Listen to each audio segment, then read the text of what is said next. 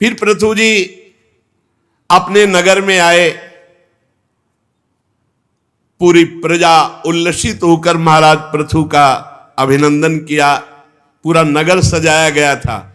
100 अश्वमेध यज्ञ का संकल्प लिए थे, 99 पूरी करके आए हैं। ब्रह्मा जी ने मना कर दिया, नहीं तो सभी पूरी करते, चाहे इंद्र को स्वाहा करना पड़ता, पर वो ब्रह्मा जी ने फिर समझा दिया। तो पूरी प्रजा ऋत्वजगण सब पृथु जी का जब वो अपने राज्य में वापस आए तो बड़ा स्वागत किया।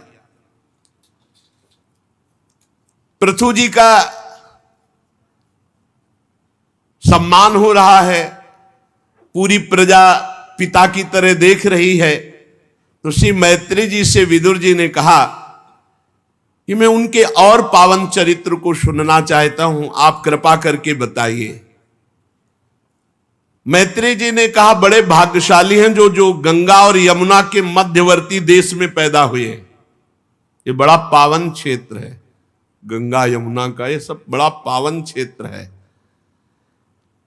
मतलब भगवत प्राप्ति के लिए बहुत बड़ी भारत भूमि में जन्म होना, गंगा यमुना के पवित्र क्षेत्र में अन्यत्र कहीं जीवन मुक्त अवस्था या तत्वबोध या भगवत प्रेम भगवत प्राप्ति की चर्चा नहीं है। बस वही नरक स्वर्ग की बातें हैं। परम पद, भगवत प्राप्ति, तत्व ज्ञान, प्रेम, ये तो सब भारत में ही ब्रह्म ऋषियों के द्वारा जो अनुभव किया गया। बाहर अगर कहीं किंचन मात्र है तो भारत की किसी ब्रह्म ऋषि के द्वारा। यमुना और गंगा के मध्यवर्ती क्षेत्र में जन्म होना बहुत बड़े तप का फल है। जो भगवान के भक्तों को और ब्रह्म ऋषियों को सदैव सम्मान देता रहता है और अपने प्रारब्ध भोग को क्षय करता रहता है, तो यहां स्वाभाविक भगवत प्राप्ति हो जाती है। ऐसा पावन देश है, पावन क्षेत्र है कि अगर भक्तों का संग मिलता रहे, ब्रह्म ऋषियों का आदर करते रहे और अपने प्रारब्ध भोग को सह ले, सुख दुख जो संपत्ति विपत्ति आवे, फूले ना भूले ना, तो इस धीरे धीरे भगवत प्राप्ति की योग्य बना देती है।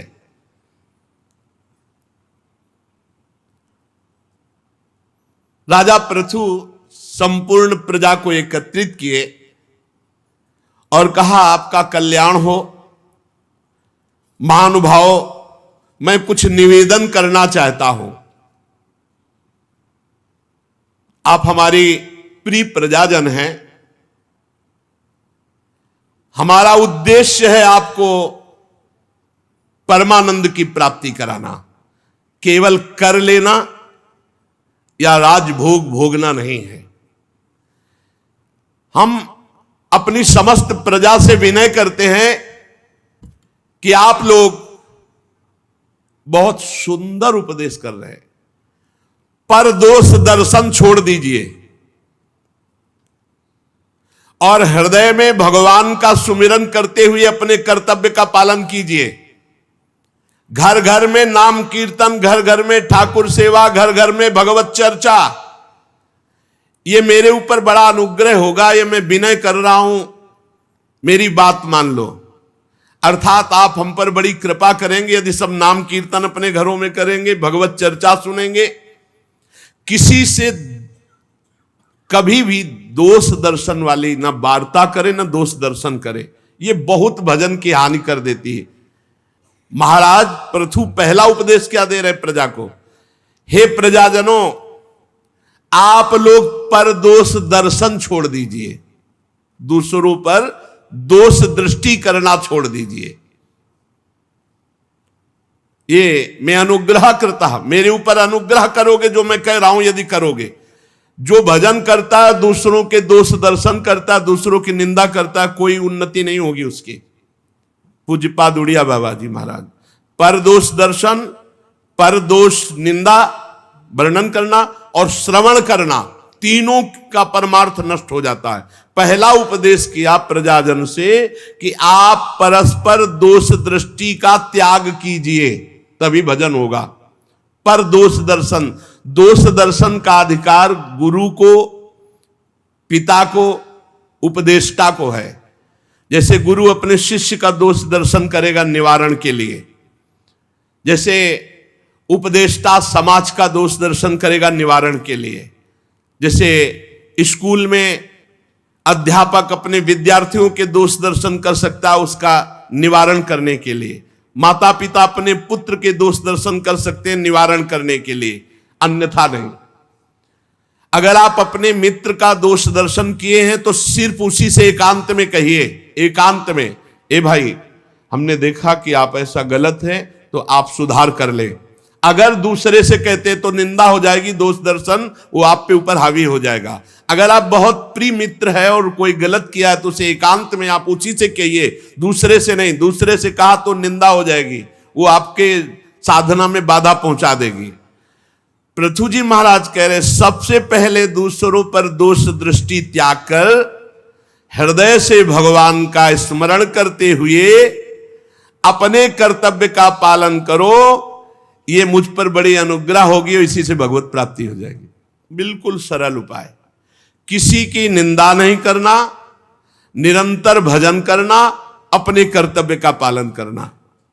जो विशुद्ध चित्त होकर समस्त देवताओं को, महर्षि गणों को, भक्तजनों को प्रार्थना करता है, प्रणाम करता है, उनकी सेवा करता है, तो मरने के अनंतर वो भगवत प्राप्त हो जाता है। देवताओं की वंदना, महर्षि गणों की वंदना, भक्तों की अभ्यर्थना, नाम जप, किसी से कोई दोष दर्शन नहीं, अपने कर्तव्य का पालन, तीन को बराबर फल मिलता है। क्रिया का उपदेश देने वाले को और उसके कर्ता को और उसके अनुमोदन को। इसलिए बहुत होश से उपदेश भी दे और समर्थन भी करे, और क्रिया तो होश से करे, नहीं तीनों को बराबर फल मिलता है। अब आपने जो आज्ञा करी उसने पीटा और एक ने कहा बहुत ठीक, तीनों की दुर्गति होगी। और एक ने कहा भाई थोड़ा नाम जप किया करो, दूसरे ने कहा नाम जप करना तो बहुत उत्तम बात है, और तीसरा नाम जप कर रहा है, तीनों को बराबर फल मिलेगा। कर्ता, उपदेष्टा, समर्थक, तीनों को बराबर फल मिलता है। इसलिए माननीय सज्जनों, महानुभावों का मत है कि कोई भी कर्म बिना फल दिए नष्ट नहीं होता, इसलिए कोई भी पाप कर्म ना करो। महानुभावों का मत है हर कर्म फल देगा। असत कर्म फल देता है तो फिर सत्कर्म क्यों नहीं देगा। कर्म करो तो केवल इहलोक परलोक दोनों जगह तुम्हारा बड़ा मंगल हो, शरीर तेजोमय हो, बुद्धि प्रकाशमय हो, हृदय आनंदमय हो, ऐसे कर्म करो। ऐसे कर्म, जो पाप कर्म है वो हृदय जलता रहेगा, चेहरा तेजहीन हो जाएगा और मन एकदम खिन्न, बुद्धि भ्रष्ट हो जाएगी। बड़े बड़े महापुरुष मनु, तानपाद, महीपति, ध्रुव, राजर्षि, प्रियव्रत, हमारे दादा अंग, ब्रह्मा, शिव, प्रहलाद, बलि, ये सब भगवान की आराधना के प्रभाव से इस लोक और परलोक में परम यशस्वी, सम्माननीय और परम मंगल हुआ। ये मृत्यु के दौहित्र, बेन आदि कुछ सोचनी लोग हैं जो भगवान की निंदा करते रहते हैं, इनकी बातों पर ध्यान नहीं देना चाहिए। जब कोई भगवान के चरण कमल का आश्रय लेकर भजन करता है तो जैसे गंगा जी सबको पावन करती है, ऐसे वो भजन करने वाला दूसरों को पावन करने वाला बन जाता है। सातरति सातरति सा लोकांतारयति। जो भगवान का नाम जप करते, जन्म जन्म के मन में जमा पाप नष्ट होने लगते हैं। जो भगवान का आश्रय लेकर वैराग्य से युक्त होकर भजन करते हैं, उन्हें बहुत जल्दी तत्व ज्ञान हो जाता है। वैराग्य से युक्त होकर उनको इस संसार चक्र में नहीं आना पड़ता। इसलिए शारीरिक क्रिया, वाचिक क्रिया और मानसिक क्रिया, तीनों को भगवान से जोड़ दो। इसी जन्म में तुम्हें भगवान की प्राप्ति हो जाएगी। इस पृथ्वी तल पर जितने भी मेरे प्रजाजन हैं, मेरी आज्ञा का पालन करें। यज्ञ भोक्ता भगवान श्री हरि, उन्हीं के एकनिष्ठ संपूर्ण प्रजा हो जाओ। और अपने धर्म द्वारा उनका पूजन करो और निरंतर भजन करो, ये हम पर बड़ी कृपा होगी और सब सुविधाएं हम देंगे। महाराज पृथु ने कहा सब सुविधाएं सबको, तुम सब नाम जप करो, अपने कर्तव्य का पालन करो, धर्म से चलो, भगवान की आराधना करो। महाराज पृथु जैसा राजा हो, हम तुम्हारी सब सुविधाएं, तुम भगवान का भजन नाम कीर्तन करो, अपने अपने कर्तव्य का पालन करो, किसी में दोष दृष्टि मत करो, भगवान ही है। ऐसा जो भगवत भक्ति का उपदेश, जैसे महाराज अम्बरीश जी, ऐसे बहुत से भगवत भक्त राजाजन हुए जो अपनी प्रजा को भगवत भक्ति में लगाए। महाराज पृथु के उपदेश का सार, किसी पर दोष दृष्टि मत करो, निरंतर नाम जप करो और अपने कर्तव्य का पालन करो। शारीरिक, मानसिक और वाचिक कोई भी क्रिया पाप वाली ना हो तो इसी जन्म में भगवत पृथ्वी तल पर, हे मेरे प्रजाजन, वही मेरा प्रिय है जो यज्ञ भोक्ताओं के, अधीश्वरों के भी अधीश्वर सर्वगुरु भगवान श्री हरि का निरंतर भजन करते हैं। ये बहुत बढ़िया बात है। भगवान का निरंतर भजन करते हैं, वे मुझ पर बड़ी कृपा करते हैं। महाराज पृथु ने कहा वे मुझ पर बड़ी कृपा करते हैं। अहो ममामि वितरन्त्यनुग्रहम् हरिं गुरुं यज्ञ भुजामधीश्वरम् स्वधर्म योगेन यजन्ति मामका निरंतरम छोड़ितले दृढ़व्रता। वो मेरे ऊपर बड़ी कृपा करते हैं जो मेरी प्रजाजन है, जो यज्ञ भोक्ताओं के अधीश्वर भगवान श्री हरि का निरंतर भजन करते हैं। निरंतर भजन कैसे बनता है? तो कह रहे हैं जो सहनशील हैं, जो तपस्या के धनी हैं, जो तत्वज्ञानी हैं, ऐसे वैष्णवों को और ब्रह्म ऋषियों को जो आदर देता है, पूजन करता है और इनको भोग पवाता है, तो उसके भजन की वृद्धि होने लगती है। निरंतर भजन का अभ्यास कैसे पुष्ट हो? बोले ऐसे भजनानंदी महापुरुषों का सेवन करो, जो सहनशील है, तपस्वी है, तत्वज्ञानी है, ऐसे वैष्णव, ऐसे ब्रह्म ऋषियों का आदर, संग और उनको भोजन। सभी से विनय पूर्वक मैं प्रार्थना करता हूं कि सर्वांतर्यामी भगवान वैष्णव सेवा से बहुत जल्दी प्रसन्न होते हैं। जो भगवान की आराधना में तन्मय भक्त जन है, इनकी आराधना से भगवान बहुत प्रसन्न होते हैं। पूज्य श्री सुदामा कुटी के महाराज जी, उन्होंने कहा वैष्णव सेवा का तुरंत फल होता है, तुरंत फल होता है। हृदय में तुरंत वैष्णव सेवा से आपके परिवर्तन शुरू हो जाएगा। संत सेवा का तुरंत फल होता है। यहां श्री पृथु जी महाराज कह रहे हैं, जो स्वयं प्रकाश सर्वांतर्यामी भगवान को प्रसन्न करना चाहता है, उसे निरंतर भजन करना पड़ेगा।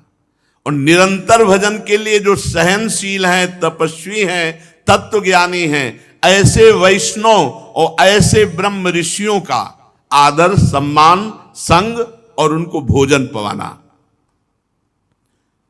आप सभी से मैं विनय पूर्वक कहता हूं, ब्रह्म ऋषियों की सेवा करने से बहुत जल्दी भगवान प्रसन्न होते हैं। वैष्णव सेवा, ब्रह्म ऋषियों की सेवा अगर नित्य बनने लगे तो बहुत जल्दी चित्त शुद्ध होकर के बिना ज्ञानाभ्यास के उसे मोक्ष पदवी प्राप्त हो जाएगी। बिना तत्व ज्ञान के अभ्यास के कि सब में भगवान है, ऐसा कुछ लगाने की जरूरत नहीं। हृदय पवित्र हुआ ये अनुभव हो जाएगा, जित देखो तित श्याममयी। कैसे पवित्र होगा? पृथु महाराज अपनी प्रजा को कह रहे हैं, जो रोज संत सेवा करता है, वैष्णव सेवा करता है, ब्रह्म ऋषियों की सेवा करता है, इस लोक में वैष्णव और ब्रह्म ऋषियों से बढ़कर दूसरा कौन हो सकता है? एक बहुत काल तक अग्नि में हवन करे और एक वैष्णव को भोजन पवा दे, तो वैष्णव भोजन पवाने से भगवान बहुत जल्दी प्रसन्न हो जाएंगे। इंद्रादि यज्ञीय देवताओं को जो हवन किया जाता है, उससे ज्यादा तत्वज्ञानी ब्रह्म ऋषि और भगवत भक्तों को जो श्रद्धा पूर्वक प्रसाद पवाया जाता है, तो चेतना शून्य होम यज्ञ में वो लाभ प्राप्त नहीं होता जो चैतन्य वैष्णव ब्रह्म ऋषियों के पवाने से होता है। यद ब्रह्म नित्यम विरजम सनातनम श्रद्धा तपो मंगल मौन संयमई समाधिना बिभ्रतिहार्थ दृष्टये यत्रेदमादर्श इवाव भासते तेषामहं पाद सरोज रेणुर माया वहे आदि किरीट मायु यम नित्यदा बिभ्रत आसु पापम नश्यन्त्यमु सर्वगुणा भजन्ति गुणायनम शील धनम कृतज्ञम वृद्धाश्रयम संवृणितेनु संपदा प्रसीदताम ब्रह्म कुलम गवाम च जनार्दना सानुचरस्मह्यम। आहा, बहुत सुंदर बात कह रहे हैं। जैसे दर्पण साफ हो तो अपना प्रतिबिंब दिखाई देने लगता है, ऐसे ही जब हृदय निर्मल होता है तो ब्रह्म का साक्षात्कार स्वयं हो जाता, कोई प्रयास नहीं करना पड़ता। और हृदय की शुद्धि के लिए श्रद्धा तपो मंगल मौन संयमई, जो भगवत श्रद्धा से युक्त हैं, भगवत तपस्या संलग्न है, जो मंगलमय आचरण करते हैं और ज्यादातर मौन रहते हैं, ऐसे संयमीय जो वैष्णव जन हैं, जो भगवत भक्त हैं, जो ब्रह्म ऋषि जन हैं, उनकी जो आराधना करता है उसका हृदय निर्मल हो जाता है। हृदय निर्मल होने पर ऐसे ब्रह्मबोध, ऐसे भगवत साक्षात्कार हो जाता है जैसे दर्पण साफ होने पर अपना प्रतिबिंब दिखाई देता है। तेषामहं पाद सरोज रेणुर माया वहे याद किरीट मायु, मैं ऐसे ब्रह्म ऋषि वैष्णव जनों की चरण कमल की धूली अपने मुकुट पर धारण करता हूं, आयु पर्यंत धारण करूंगा, क्योंकि वो चरण रज धारण करने से तत्काल सारे पाप नष्ट हो जाते हैं और भगवत सेवा संबंधी सद्गुण प्रकट हो जाते हैं। अर्थात अपनी प्रजा को उपदेश कर रहे हैं, वैष्णव सेवा करो, ब्रह्म ऋषियों की सेवा करो, उनका चरण धोवन अपने माथे पे धारण करो।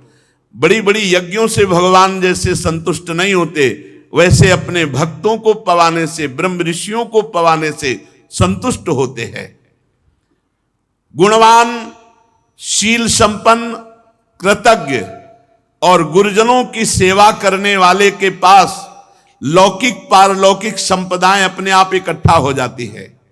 अतः मेरी यही आज्ञा है, प्रार्थना है कि ब्रह्म ऋषियों का, गौवंश का और भगवत भक्तों का आराधन हो तो श्री भगवान अपनी समस्त विभूतियों के साथ प्रसन्न हो जाते हैं। श्री मैत्रेय जी कहते हैं, महाराज पृथु का यह सुंदर उपदेश सुनकर सभा में देवता पितर ब्राह्मण जितने बैठे थे, साधुवाद साधुवाद, साधु साधु यो कहकर प्रशंसा करने लगे।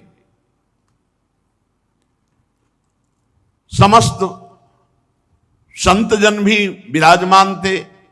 उन्होंने कहा, पुत्र के द्वारा पिता कैसा भी पापी हो पुण्य लोकों की प्राप्ति कर लेता है। आज ये यथार्थ सत्य पापी वेन का निस्तार हो गया कि आप जैसे पुत्र प्रकट हो गए। पृथु जी से कहा, अगर पुत्र भगवत आचरण करने वाला है तो पिता कितना भी पापी हो उसे भगवत प्राप्ति हो जाएगी, ये शास्त्र कहता है। इसीलिए मनाया जाता है कि कोई भगवान का भक्त हमारे घर में प्रकट हो जाए। इसका उदाहरण है पापी वेन महाराज पृथु और हिरण्यकश्यप। घोर नरकों की प्राप्ति होती यदि प्रहलाद जैसा भक्त ना होता। प्रहलाद ने हिरण्यकश्यप को पुनः परम पद में। वीरवर पृथु जी, आप तो भगवान श्री हरि की भक्ति में अविचल प्राप्त किए हैं। हम आशीष देते हैं आप बहुत वर्षों तक जीवित रहे और प्रजा का पालन करें, आपका सुयश हो। आप उदार कीर्ति हैं, ब्रह्मण देव भगवान श्री हरि की कथा में रुचि रखते हैं। हमारा बड़ा सौभाग्य है कि आप जैसा हमने राजा पाया। और अपनी प्रजा को ऐसा उपदेश देना आपके लिए कोई आश्चर्य की बात नहीं है, क्योंकि आप अपनी प्रजा के ऊपर बहुत प्रेम रखते हैं। करुणामय महापुरुष अपने प्रियजनों को ऐसा ही उपदेश करते हैं।